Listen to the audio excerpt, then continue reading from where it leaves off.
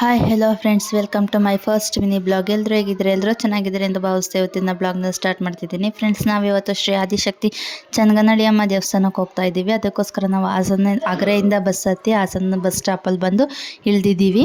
ಮತ್ತು ಇಲ್ಲಿ ಮೈಸೂರು ಬಸ್ ಇಲ್ದಿರೋ ಕಾರಣ ಸುಮ್ಮನೆ ವೆಯ್ಟ್ ಮಾಡ್ಕೊಂಡು ಕೂತಿದ್ದೀವಿ. ಯಾರ್ಯಾರು ಹೋಗ್ತಿದ್ದೋ ಅಂದರೆ ನಾನು, ನಮ್ಮ ಅಕ್ಕ, ನಮ್ಮ ಪಾಪು ಹೋಗ್ತಿದ್ದೋ. ನಾವು ಚನ್ನಗನಳ್ಳಿ ಅಮ್ಮನ ದೇವಸ್ಥಾನಕ್ಕೆ ನಮ್ಮ ಮಾವ ಅವರು ದೇವ್ರು ಮಾಡ್ತಿದ್ರು, ಅದಕ್ಕೋಸ್ಕರ ಹೋಗ್ತಾ ಇದ್ದೀವಿ. ಆಮೇಲೆ ಬಸ್ ಬಂತು, ಮೈಸೂರು ಬಸ್ ಹತ್ಕೊಂಡು ಬೇರೆ ತನಕ ಟಿಕೆಟ್ ತೊಗೊಂಡು ಬೇರೆದಲ್ಲಿ ಇಳ್ಕೊಂಡು ಪಕ್ಕದಲ್ಲಿ ಕೇಳಿದಾಗ ಯಾವುದೇ ರೀತಿ ಬಸ್ ಬರಲ್ಲ ದೇವಸ್ಥಾನಕ್ಕೆ ಹೋಗೋಕ್ಕೆ, ನೀವು ಆಟೋ ಮಾಡ್ಕೊಂಡು ಹೋಗ್ಬೇಕಾಗುತ್ತೆ, ಸೀಟ್ ಆಟೋಗಳು ಅಂತ ಹೇಳಿದ್ರು. ಅದಕ್ಕೋಸ್ಕರ ನಾವು ಆಟೋ ಹೊತ್ಕೊಂಡು ಕೂತ್ಕೊಂಡು ಅಲ್ಲಿ ನೋಡಿದ್ರೆ ಫುಲ್ ರಶ್ಶು ಆಟೋ. ಹಂಗೇ 10-15 ಕಿಲೋಮೀಟ್ರ್ ಆಗುತ್ತೆ ದೇವಸ್ಥಾನ ತನಕ. ನಾವು ಬ್ಯಾಕ್ ಡೋರಲ್ಲಿ ಕೂತಿದ್ದ ಕಾರಣ ಎಲ್ಲ ಪಕ್ಕ ರೋಡೆಲ್ಲ ವೀಡಿಯೋ ಮಾಡ್ಕೊಂಡು ಬಂದೆ. ಆಮೇಲೆ ಬಂದು ನೋಡಿದ್ರೆ ಇಲ್ಲಿ ನಮ್ಮ ಫ್ಯಾಮಿಲಿಯವರೆಲ್ಲ ಊಟ ತಿಂಡಿ ತಿನ್ಕೊಂಡು ಕೂತಿದ್ರು. ನಾವು ದೇವಸ್ಥಾನದ ಹತ್ರ ಹೋಗೋಣ ಅಂತ ಹೊರಟು ಅಷ್ಟರಲ್ಲಿ ನಮ್ಮ ಮಾವ ಇದ್ದವರು, ತಡೀರಿ ಎಡೇನಾಗುತ್ತೆ, ಎಲ್ಲ ಒಟ್ಟಿಗೆ ಹೋಗೋಣ ಅಂತಂದರು. ಅದಕ್ಕೋಸ್ಕರ ನಾವು ಅಲ್ಲೇ ಉಳ್ಕೊಂಡು ಪುಳಿಯೋಗರೆ ತಂದಿದ್ರು. ಪುಳಿಯೋಗರೆ ತಿಂದು ಪಾಪನೆಲ್ಲ ಆಟ ಆಡಿಸ್ಕೊಂಡು ಎಡೆ ಮಾಡ್ತಿದ್ರು. ಅಲ್ಲೆಲ್ಲ ಸ್ವಲ್ಪ ಹೆಲ್ಪ್ ಮಾಡ್ದು. ಅಷ್ಟೊತ್ತಿಗೆ ಎಡೆ ಎಲ್ಲ ಆಯಿತು. ದೇವಸ್ಥಾನಕ್ಕೆ ಹೋಗೋಣ ಅಂತ ಹೊರಟು ಮತ್ತು ನಮ್ಮ ಫ್ಯಾಮಿಲಿಯವರೆಲ್ಲ ಒಟ್ಟಿಗೆ ಬಂದಿದ್ರಲ್ವ, ಎಲ್ಲ ಒಟ್ಟಿಗೆ ಹೋಗೋಣ ಅಂತ ಬರ್ತಾಯಿದ್ದೋ. ನಮ್ಮ ದೊಡ್ಡಮ್ಮದಿರು ಮತ್ತು ನಮ್ಮ ಮಾವ, ನಮ್ಮ ಚಿಕ್ಕಪ್ಪ, ನಮ್ಮ ಚಿಕ್ಕಮ್ಮ, ನನ್ನ ತಮ್ಮದಿರು, ನಮ್ಮ ಅಜ್ಜಿ, ಇಷ್ಟು ಜನ ಬಂದಿದ್ದು. ಎಲ್ಲ ಒಟ್ಟಿಗೆ ಹೋಗೋಣ ಅಂತ ದೇವಸ್ಥಾನದ ಹತ್ರ ಹೋಗ್ತಾ ಇದ್ದೋ. ಈ ಅಂಗಡಿಗಳೆಲ್ಲ ನೋಡ್ತಾ ಇದ್ರೆ ನಮ್ಮ ಪಾಪುಗಳೆಲ್ಲ ಆಟ ಮಾಡ್ತಿದ್ದೋ. ನಮ್ಗೆ ಆ ಆಟ ಸಾಮಾನು ಬೇಕು, ಈ ಆಟ ಸಾಮಾನು ಬೇಕು ಅಂತ ತೋರಿಸ್ತಿದ್ಲು. ನಮ್ಮ ಪಾಪು ಚಿಕ್ಕವಳು, ಅದ್ರ ಮಾತ್ರ ನನಗೆ ಗೊಂಬೆ ಬೇಕು ಅಂತ ಆಟ ಮಾಡ್ಕೊಂಡು ಅಳ್ತಿದ್ಲು.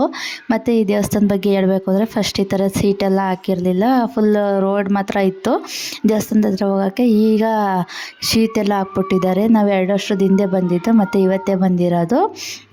ಅದಕ್ಕೆ ಅಂತಲೇ ಇಲ್ಲೆಲ್ಲ ವೀಡಿಯೋ ಮಾಡ್ಕೊಂಡೆ. ಇಲ್ಲೆಲ್ಲ ನೋಡ್ಬೋದು ನೀವು ಯಾವ ಥರ ಮಾಡಿದ್ದಾರೆ ದೇವಸ್ಥಾನನ ಅಂತ. ನೀವು ಈ ಕಡೆ ಬಂದಾಗೆಲ್ಲ ವಿಸಿಟ್ ಮಾಡಿ ದೇವಸ್ಥಾನನ, ತುಂಬ ಪವರ್ಫುಲ್ ದೇವಸ್ಥಾನ ಅಂತ ಹೇಳ್ತಾರೆ ಇಲ್ಲಿ. ಮತ್ತು ಈ ದೇವಸ್ಥಾನ ಶುಕ್ರವಾರ, ಮಂಗಳವಾರ, ಭಾನುವಾರ ತುಂಬ ರಶ್ ಇರುತ್ತಂತೆ. ಎಲ್ಲ ಡೇಸಲ್ಲೂ ಪೂಜೆ ಇರುತ್ತೆ, ಅಮಾವಾಸ್ಯೆಯಲ್ಲೂ ತುಂಬ ರಶ್ ಇರೋದಂತೆ. ಈ ದೇವರಿಗೆ ಪಿಗ್ಗು ಮತ್ತು ಮರಿ ಮಟನ್ನು, ಚಿಕನ್ನು ಎಲ್ಲ ಥರದ್ದು ಮಾಡ್ತಾರೆ. ಮತ್ತು ಈ ದೇವಸ್ಥಾನ ಸಂಜೆ 6 ಗಂಟೆ ಆದಮೇಲೆ ಜಾಸ್ತಿ ಯಾರೋ ಜನ ತಿರುಗಾಡಲ್ಲ ಇಲ್ಲಿ ಅಂತ ನಮ್ಮ ಅಜ್ಜಿ ಹೇಳ್ತಾಯಿದ್ರು. ಹಾಗೆಯೇ ಇವ್ರು ಯಾವುದೋ ದೇವ್ರು ಇಟ್ಕೊಂಡಿದ್ರು, ಯಾವುದೋ ಅಂತ ಗೊತ್ತಾಗಲಿಲ್ಲ ನಮಗೆ. ಹಾಗೆ ಮುಂದಕ್ಕೆ ಹೋಗಿ ಪೂಜೆ ಎಲ್ಲ ಮಾಡ್ಕೊಂಡು ನಾವು ಒಳಗಡೆಗೆ ಹೋಗ್ಬೇಕು ಅಂತ ತುಂಬ ಟ್ರೈ ಮಾಡ್ದೋ, ಬಟ್ ಆಗಲಿಲ್ಲ. ಅಲ್ಲಿ ಜನ ನೋಡ್ತಾ ಇರ್ಬೋದು ನೀವು ಎಷ್ಟು ಜನ ಇದ್ದಾರೆ ಅಂತ. ದೇವಸ್ಥಾನ ತುಂಬ ತುಂಬ್ಕೊಬಿಟ್ಟಿದ್ದಾರೆ, ಲೆಕ್ಕ ಹಾಕೋಕ್ಕೆ ಆಗದೇ ಇರೋಷ್ಟು ಜನ ತುಂಬ್ಕೊಂಡಿದ್ರು. ಎಲ್ಲರೂ ಅಷ್ಟೇ, ಸುಮಾರು ಜನ ದೇವಸ್ಥಾನ ಒಳಗಡೆಗೆ ಹೋಗ್ಬೇಕು ಅಂದ್ಕೊಂಡಿದ್ದವ್ರು ಮಾತ್ರ ಒಳಗಡೆಗೆ ಹೋಗಿ ಪೂಜೆ ಮಾಡ್ತಾಯಿದ್ರು. ಇನ್ನು ಮಿಕ್ಕಿದವರೆಲ್ಲ ಇಲ್ಲೇ ಆಚೆನೆಯ ಕೋಳಿ ಎಲ್ಲ ಕುಯ್ಯೋದು, ಎಲ್ಲ ಇಲ್ಲೇ ಪೂಜೆ ಮಾಡ್ಕೊಂಡು ಹೋಗೋದು, ಎಡೆ ಎಲ್ಲ ಇಲ್ಲೇ ತಂದಿಟ್ಟೋದು, ಈ ಥರನೇ ಮಾಡ್ತಿದ್ರು. ಹಂಗೆ ನಾವು ಅವ್ರನ್ನ ನೋಡ್ಬಿಟ್ಟು ಇಲ್ಲೇ ಹೊರಗಡೆನೇ ಮಾಡೋಣ ಅಂತ ಹೊರಗಡೆನೇ ಎಲ್ಲ ಇಟ್ಟು ಹೊಸ್ಲಲ್ಲಿ ಎಲ್ಲ ಇಟ್ಟು ಪೂಜೆ ಮಾಡ್ತಿದ್ದು. ಒಳಗಡೆ ನೋಡ್ತಿರ್ಬೋದು ನೀವು ಎಷ್ಟು ರಶ್ ಇದ್ರು ಅಂದರೆ ಜನ. ಅಯ್ಯೋ, ಒಳಗಡೆಗೆ ಹೋಗೋಣ ಅಂದರೆ ಹೋಗೋಕ್ಕೆ ಆಗಲಿಲ್ಲ, ಅಷ್ಟು ರಶ್ ಇದ್ದರು. ಹಾಗೆಯೇ ಇಲ್ಲಿ ಎಲ್ಲ ಊಟ ಎಲ್ಲ ರೆಡಿಯಾಗಿತ್ತು. ಬಂದು ಎಲ್ಲ ಕೂತ್ಕೊಂಡು ಊಟ ಮಾಡೋಣ ಅಂತ ಊಟ ಮಾಡೋಕ್ಕೆ ಕೂತಿದ್ರು.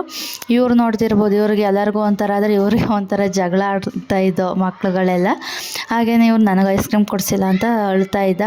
ಆಗ ಅವರಪ್ಪ ದುಡ್ಡು ಕೊಟ್ಟು ಐಸ್ ಕ್ರೀಮ್ ತರಿಸ್ಕೊಟ್ರು. ಆಗ ಸುಮ್ಮನಾದ. ಆಮೇಲೆ ಎಲ್ಲ ಊಟ ಮಾಡಿಕೊಂಡು ಎಲ್ಲ ಬ್ಯಾಗ್ ಪ್ಯಾಕ್ ಮಾಡ್ಕೊಂಡ್ರು. ಇನ್ನು ದೂರ ಹೋಗ್ಬೇಕಲ್ಲ ಊರುಗಳಿಗೆ ಅಂದ್ಬಿಟ್ಟು ಎಲ್ಲ ಹೊರಟ್ರು. ಮತ್ತೆ ಸಿಗೋ ಫ್ರೆಂಡ್ಸ್, ಬಾಯ್.